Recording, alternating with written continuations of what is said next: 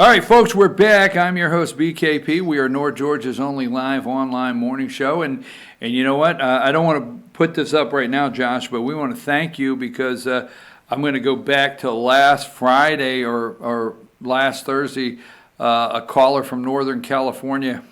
Hey, some days this show goes everywhere, and sometimes we talk about some subjects you don't want to hear. On the phone with me, my guest, Gloria Lee Snover. I hope I didn't get in trouble for doing that, okay? Because a lot of people look you up after you're on the show with us, Lee. And she is Northampton, PA Republican Committee Chairman. And welcome to the show, Lee. How are you today? I'm doing good. We have Lee on quite often, and we appreciate her joining us because she is in the Keystone State, and if you know what the Keystone is, at the center of the arch, she happens to be in a county that went twice for Barack Obama and then flipped to Donald Trump. And this weekend, The Guardian put out a story, Can Trump Win in 2020? This Pennsylvania county may hold the key. And Lee, that's the county you're in. You know the work that you guys, your entire group, but heading up the Republican Party in that county. Tell me a little bit about this article and what you thought of the article, and I read some of your comments. Yeah. First of all, The Guardian has been following Northampton County since, Trump first ran in 2016. They continue to follow the county, interview people about the dynamics and what's coming up. So I've always been okay with what they've written. I've never been, it's always been pretty fair. The only thing is, in this past article, he didn't really talk about the strength of the economy, which I emphasized as being a factor for re-election. Even in Pennsylvania, the economy is strong and one of the, the greatest economies Pennsylvania's had in their history. So while we had some good conversations about re-election, he really didn't focus on the economy. And I think that was the only thing missing. Everything else in the article I thought was fair. Well, let me ask you a question. I remember the dismantling and the shutting down of Bethlehem Steel all too well. But isn't that kindly done and over for the people there? I hate to put it like that. We'll never forget Bethlehem Steel. We'll never forget where it's set along the river there. And thousands worked there, and it was an economic boom for that area at that time. But how when you continue to see Brett Baer in his town hall with Bernie Sanders and this article here, how much does it concern you that they keep trying to bring Bethlehem Steel as a pivotal point for the people in your area? Yeah, that's the Bethlehem Steel story. That's past, and the people that really live here every day in and out, they know that. They know it's being used because Bethlehem is doing tremendous. There's a lot of other industry in Bethlehem now. There's a large casino in Bethlehem. There's a lot of jobs in Bethlehem. They're building theme parks in Bethlehem. There's been a lot of new businesses come into Bethlehem. There's a lot of new printing companies in Bethlehem. There's a lot more going on. The Bethlehem Steel is just an old bring-up excuse. Now, are we trying to bring back manufacturing? Yes. Is it going to be in Bethlehem Steel? No. So, but the economy is so great in the Lehigh Valley. We have a microeconomy, but we're between Philadelphia and we're between New York, centralized, and we have a lot of warehouses and trucking. So there's a lot going on here. The Bethlehem Steel is a couple people holding on because that hasn't ever been brought back and it's not going to, but our economy is booming in the Lehigh Valley. Okay, so that being said, let's talk about, the Democrats, Joe Biden. The last time you and I talked, you said there was concern there in Pennsylvania if Joe Biden became the nominee. Do you still feel that way after several weeks of him being exposed in a different way to the media, my kind of media, yours, that are starting to really look in depth on him? What is your concerns in Pennsylvania with this upcoming election? Here's my concerns in Northampton County. My concerns is we don't have that person to hate. Now, we don't have the Hillary Clinton on the other side. And in Northampton County was a huge anti-Hillary movement. And that's my only concern is if any of these Democrats are palatable, I mean, just acceptable, or a little bit hokey for the Pennsylvania, they might fare okay. So that's just one of my concerns. My other concern is our age, our population. The older people were heavy for Trump, and some of them are not here anymore, not going to be voting for him, and the young people, they love the Democrat movement and the socialism. But I'm not as concerned. I know the article, I said I was concerned because I don't know who the nominee is going to be. And if it's somebody they can accept, like a Bob Casey or a Joe Biden, I do have to turn out some more people for Trump, some people that didn't vote maybe before, and some more Democrats. But I'm going to use the leverage of the economy and the Democrats being nonsense. That's where I think our key is showing they absolutely have nothing to offer. I think actually you should be honest about that, and no disrespect, just jokingly, you should be honest about that, and just acknowledge to the World Wide Web that you're actually plagiarizing there the nonsense side of your campaign. You took that from another candidate's brilliant. Come on, when are you going to pick up on this? No, Stop the nonsense. Absolutely. It was used in a local race here in Pennsylvania, a local township race. It was very successful because he would say, "Stop the nonsense." So then they would say, "Well, what is the nonsense?" And I feel nationally that's the same slogan. Let's look at the nonsense. Democrats, they want abortion up until the day the baby's born or even after. That's nonsense. New Green Deal. We're not going to eat meat anymore. We're not going to fly on planes, and we're not going to build buildings. That's nonsense. Medicare for all is quality for none. That's nonsense. Impeaching Trump, impeaching a president in the greatest economy, that's nonsense. So all they stand for is nonsense. And if the American people get up and go to work every day, send all their kids to school, they don't want anything to do with that. That's what we got to remind them of. Stop the nonsense. Well, that was my little joke. I was just joking, and you knew that. Oh no! Hey, listen. Ever since he ran with that campaign slogan, "Stop the nonsense," I thought to myself, that's awesome because it leads people to want to know. And I'm actually saying, and see if you agree with me, that we have so many things. When I say Republicans, that we can talk rationally to people about. If we can get them to ask the question, that is just nonsense, that any rational human being will have the discussion. So if you use "stop the nonsense" and you get people to say, okay, well, talk to me about that, we have so many things that we can lead with in this upcoming campaign. I need to know and America needs to know, what do you think this county, how vital is this county to him actually, as this article says, winning the presidency of the United States, your county? Not to put any pressure on you. It's extremely vital. It's extremely vital. I mean, I'm in panic mode already because Reuters News called me and told me 5 counties in the United States were going to decide the presidency in 2020. So you got this call from Reuters. Reuters News told me 5 counties were going to decide the presidency in 2020, and we were one of them. I know there was one in Florida. I don't remember the other ones that she told me, but out of the 5, we were one of them. So the pressure is on in Northampton County to start now and turn it out for Trump. Okay, well, let me ask you this, and we'll move out. What about immigration and inner city decay? I really think people are starting to look at inner city decay in a way that's different than before. And what I mean by that is, although it's not in Lehigh County, Northampton County, but that Allentown, Bethlehem, Easton, you have those areas that show that decay of Democrat rule, social programs, and an influx of minorities that have moved in from other countries.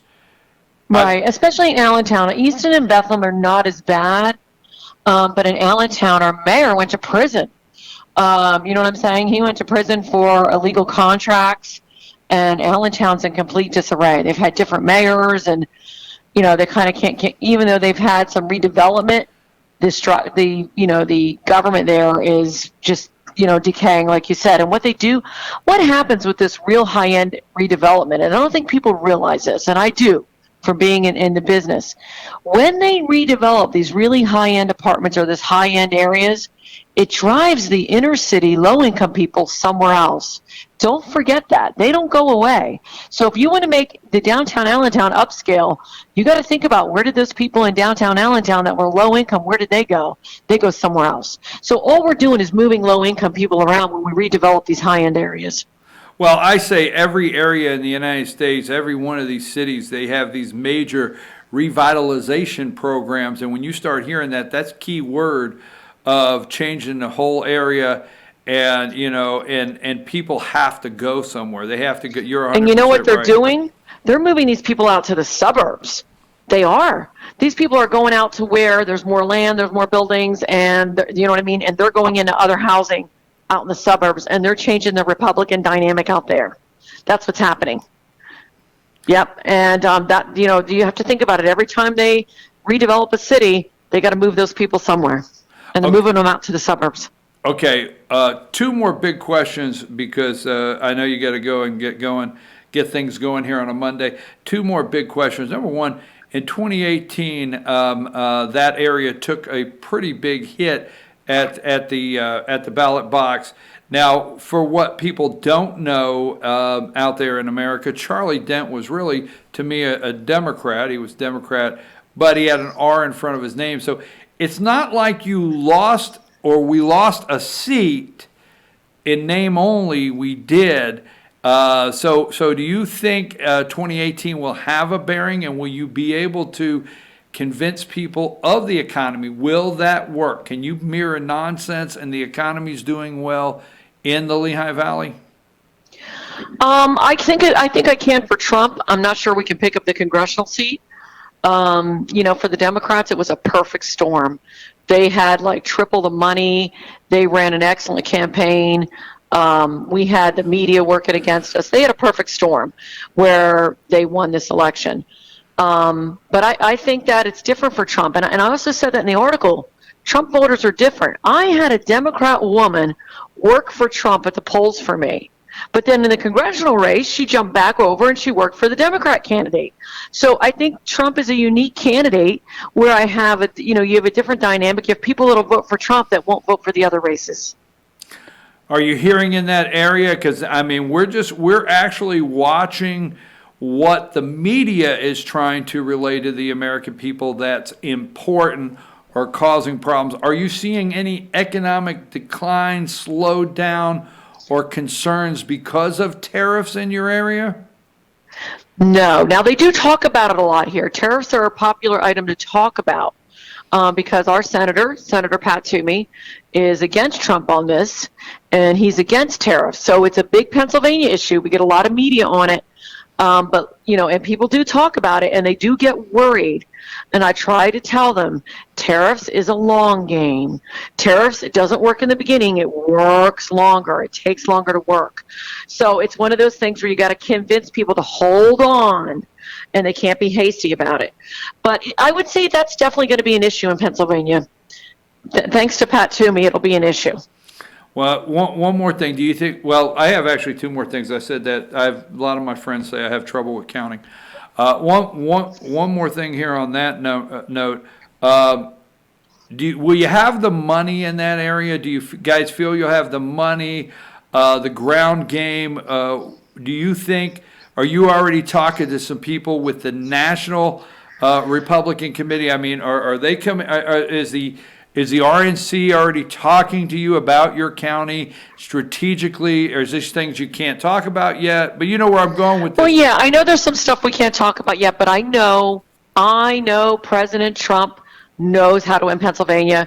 Our former state party chair, Rob Gleason, just met with him 3 weeks ago, and Trump said, I know you know how to win Pennsylvania. So here's what I'm hearing. Trump's going to have his own campaign for president, and then the state party is going to be running a campaign as well. So there's going to be like a dual thing going on at the same time. It's going to be a Trump campaign and then there's going to be the state party for Trump as well. So there'll be two different things going on, and I'm going to try to be directly part of the Trump campaign. So, but I know they're already organized in Pennsylvania. Everything's already set up. They're already fundraising. Mike Pence was here last week, Thursday night. I was there, and they said that was one of the largest fundraisers ever in like the history of the PAGOP. They brought in that much money from Mike Pence. So apparently, we're moving in the right direction. The media is never going to tell you this. And so, the media is so bad. I mean, we just get a lot of negative talk here, but Pennsylvania is still going strong and still for Trump. The only concern I have is people like to have something to come out for. And my concern, and this is something for you to continue to beat on your radio and for media that supports what we believe in, complacency because the economy is good. So that's one thing I talked to the reporter about. If the economy is good and you get up and go to work on election day and everything's good, you think, I'm not going to have to worry about this.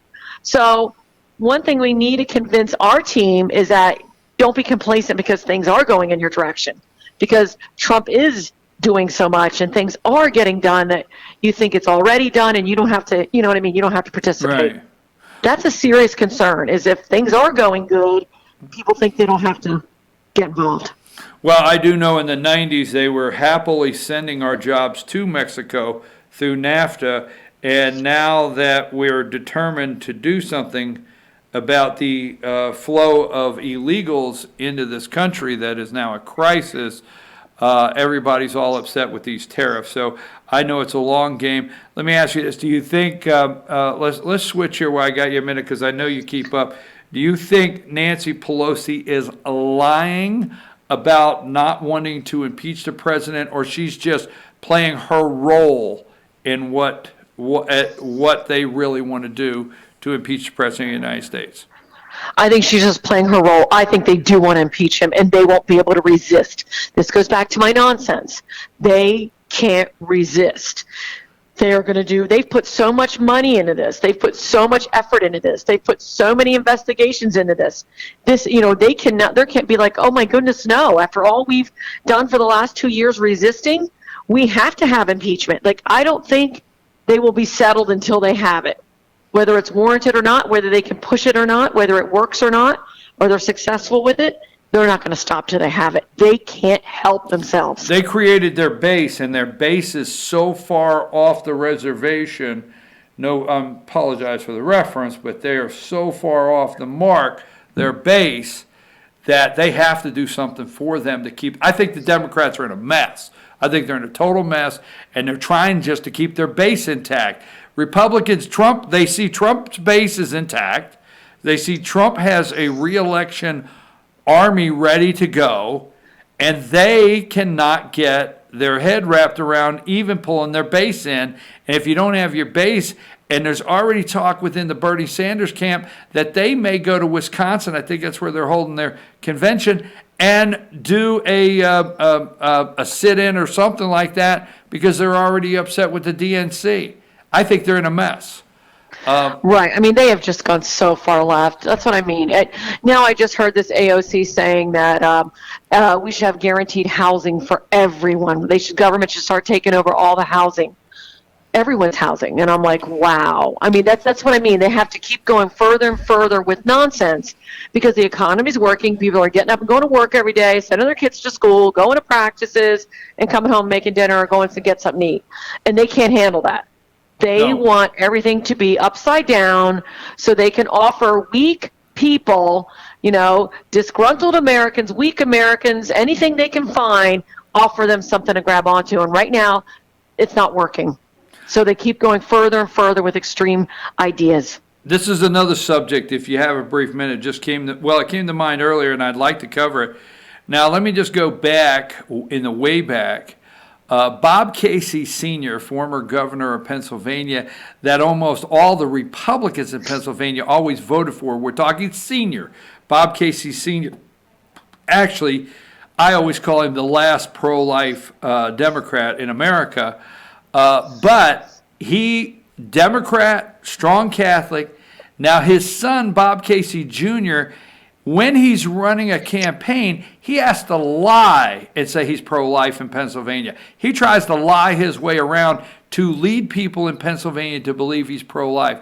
Although there's a lot of Democrats in Pennsylvania and old Union Democrats, Pennsylvania actually has a backbone of being a pretty strong pro-life state. Would you agree? I would agree with that. I would agree with that. We have a strong pro-life state. We're a strong pro-life organizations, and even the Democrats predominantly like you to be pro-life. Even if they're pro-choice in Pennsylvania, they're not radical pro-choice. Right. Okay? There's some people that are lightly pro-choice, but they're not radical pro-choice, because I have friends in the Republican Party who are pro-choice, and they are sick about what's going on. They are very upset. They are disturbed by it, and they're pro-choice. So I think that movement went way too far. And Bob Casey speaks out of three sides of his mouth. He's whatever. Now that he's been reelected, he's trying to say we're too extreme for life now in Pennsylvania. But when he was running, he tells that lie because he knows Pennsylvania's got rational pro-choice. I want to say that. I'll just leave it out there.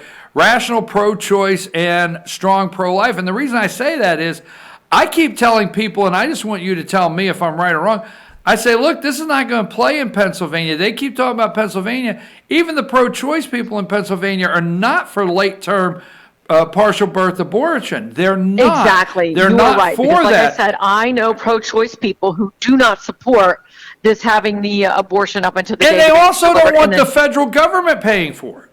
No, exactly. So those are the things. Go ahead. I didn't mean to interrupt you because exactly. And these are extreme issues. They're going extreme. See, they can't help themselves. They have to take everything to the extreme. And now they've taken life to an extreme. And people are saying to me, oh, no, it's not going to be an issue. I think it's a huge issue. I think it's big. I think young people are pro-life anymore. Some millennials are pro-life because of science. Now science can detect these things so much earlier, and people that believe in science are becoming pro-life. Listen, Bob Casey, and I know we don't have time to get into that, Bob Casey Sr., the governor of Pennsylvania, which I look in the camera, I understand you may get upset, but I had an opportunity to vote twice for the guy, and he was a Democrat. So there you go, if you got upset in Pennsylvania. I had a lot of friends that voted for Bob Casey Sr., Democrats. I won't put any other family members out, but I bet you we can find some. Anyhow, Bob Casey Sr., Lee, he actually, the Planned Parenthood versus the state of Pennsylvania, Bob Casey rule, Pennsylvania has the very first big lawsuit that went to the Supreme Court over notification that Casey took, notification that one of the biggest moves forward in the pro-life, that came out of Pennsylvania. Now, the reason I say that is I think once we start telling people, hey, Barack Obama that won your county 2 times never did say he would repeal the Hyde Amendment. He never came into the state of Pennsylvania and said, hey, guess what? I will make government pay for abortions, right? Right. No.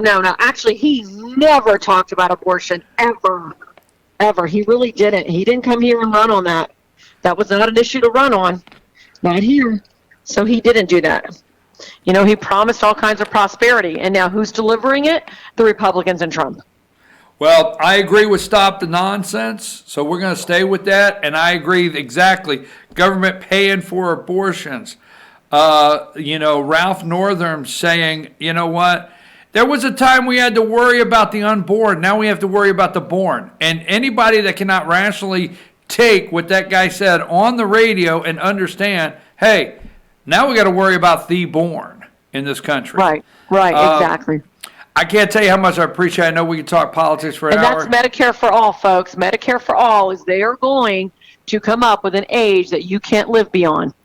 Trust me, Medicare for all is quality for none, and it's the end of seniors as we know it. I get it. And Lee, if you think, hey, I won't say this, but as you well know, because in the 80s, and I tell this all the time because I try to tell people, I tell people all the time, I don't want to argue immigration with you because I know what I'm talking about, as arrogant as it sounds, because I think you will know When I was very young, I used to go and sit in Philadelphia in the immigration thing. I used to go to Dover, New Jersey and sit in immigration back when Ronald Reagan signed the bills. I don't like for people to argue immigration with me. That being said... Well, I feel the same way. I'm extremely knowledgeable on it. Exactly. Day in and day out. And they don't even understand it, and reporters don't even understand it. No. But I know the difference in the first generation that came here from Reagan and their kids. The kids first are not generation workers. did not come with kids or wives. They came to work. Period. That's not what's happening now. Right. Their kids are westernized. They're not working. Okay? The people that got amnesty under Reagan, their children are not working. They're millennials. They're westernized. They're not working. And then the new people coming are not working. They're not coming to work. It's a completely different animal. Well, the bottom line is, and let me see if you agree, Lord, in 1984, which I know very well, 84, 86, 88, 90, all that stretch, they were Mexican males here to work, period. Now, they were Mexicans. Now, there was some Guatemalans, El Salvadorans, a couple in there, but 90% were Mexicans here to work. Then, after that, we had NAFTA. Bill Clinton signed NAFTA right in there, okay? And we sent all the jobs to Mexico. Mexicans do not have no reason to come. They have jobs. Right. They have no reason to come. Now it's all of South and Central America, and they're not coming here to work. We have the Guatemalans, Hondurans, and El Salvadorans. And guess what? Why are they not stopping in Mexico to get jobs? They have jobs. Simple. Because Mexico does not offer public education for free. They do not offer anything. Free health care. None of it. Right. So they're coming here. All right, I got to get off of that. But I think America's fed up. Do you not? Yeah, they are, but we have to keep it going. Like I said, they're getting complacent because the economy's good. So we have to constantly be reminding them of the jobs that are not done. And immigration is not, I mean, I might not agree with all the Republicans. My solution to immigration is not going to be the same, but we need a solution, and we need to do it. And that's still not done, and it needs to be done. Well, last week, the president, the media, the first of last week, had 2 days, almost a 48-hour news cycle on President Trump using the word nasty where Meghan Markle was concerned. It took 48 hours. That was so important. So there's different ways you can use the word nasty. So I keep my disinfectant wipes with me 24 hours a day, 7 days a week, because Americans are nasty, period. That's my tense I'm using it in. Okay, very good. Nasty. You have a nice, hey, and I like that campaign slogan. Tell them I said I liked it, all right? All right, I will. All right, have a great day. Have a good day. All right, bye-bye. All right, folks, we're back. I'm your host, BKP, and I just can't, I have been so with this whole nasty thing, okay? So of last week, and how the we did not get this week. They're not even focusing on what a success our president's trip was last week. So I'm your host, BKP. We're going to take a brief break because I got to come back and wrap up because at 9:50 I got to get out because Lauren Hunter and Dave Gardner are going to bring you instant replay, North Georgia's only live online Facebook. It says Facebook Live, Team FYN Sports Show at 10 o'clock. Let me get out of here, take a break. We'll be right back.